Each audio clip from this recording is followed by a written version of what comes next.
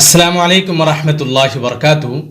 معزز ناظرین گرامی، ایک بہت ہی اہم سوال آیا ہے کہ فون کے ذریعے سے یعنی میسیج چیٹ کے ذریعے سے یا وائس کالنگ کے ذریعے سے اگر لڑکا اور لڑکی آپس میں نکاح کریں تو کیا یہ نکاح ہو سکتا ہے یا نہیں؟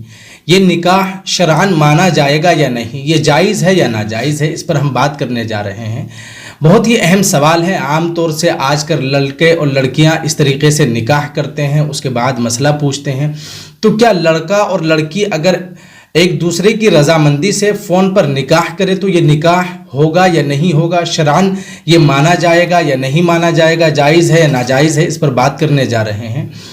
تو یاد رکھیے گا کہ چیٹ کے ذریعے سے یا اسی طریقے سے میسیج کے ذریعے سے جو نکاح کیا جاتا ہے وہ نکاح منعقد نہیں ہوتا، وہ نکاح نہیں مانا جائے گا شرعاً۔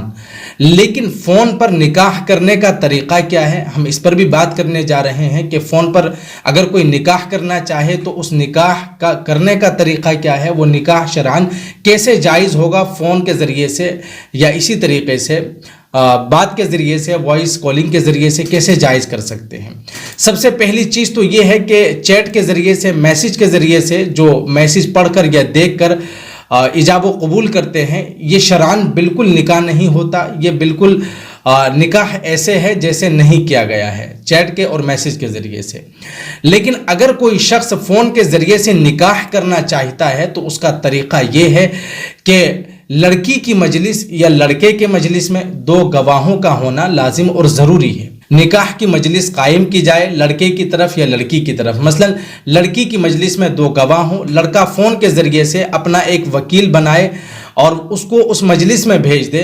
دو گواہوں کی موجودگی میں لڑکے کی طرف سے لڑکے کا وکیل ایجاب و قبول کرے گا تو یہ نکاح ہو جائے گا۔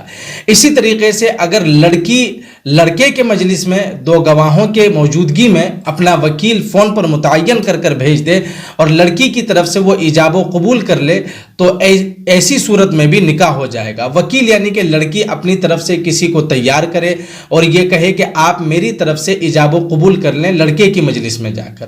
یعنی نکاح کے لیے ایک مجلس کا قائم ہونا اور اس میں دو گواہوں کا ہونا یہ ضروری اور لازم ہے۔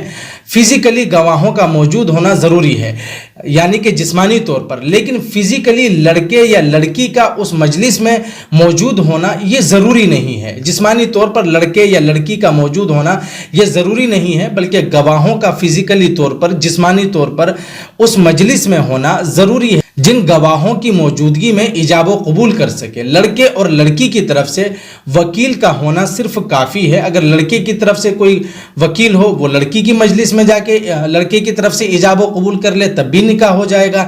اسی طریقے سے لڑکے کی مجلس میں لڑکی کی طرف سے کوئی وکیل ہو ایجاب و قبول کر لے تب بھی یہ نکاح ہو جائے گا۔ لیکن اس میں شرط اور ضروری لازم جو ہے وہ یہ ہے کہ اس مجلس کے اندر دو گواہوں کا ہونا ضروری ہے۔ واضح ہے کہ مسئلہ آپ کو سمجھ میں آ گیا ہوگا۔ اللہ رب العزت ہمیں سننے سے زیادہ سمجھنے اور اس پر عمل کرنے کی توفیق نصیب فرمائے گا۔ آپ ہماری اس ویڈیو کو صدقہ جاریہ سمجھ کر زیادہ سے زیادہ شیئر کریں، اور اگر آپ ہمارے اس چینل پر نئے ہیں تو اس چینل کو سبسکرائب کر لیں، بیل آئیکن کو پریس کر دیں تاکہ ایسی ہی ویڈیو آپ تک پہنچتی رہے۔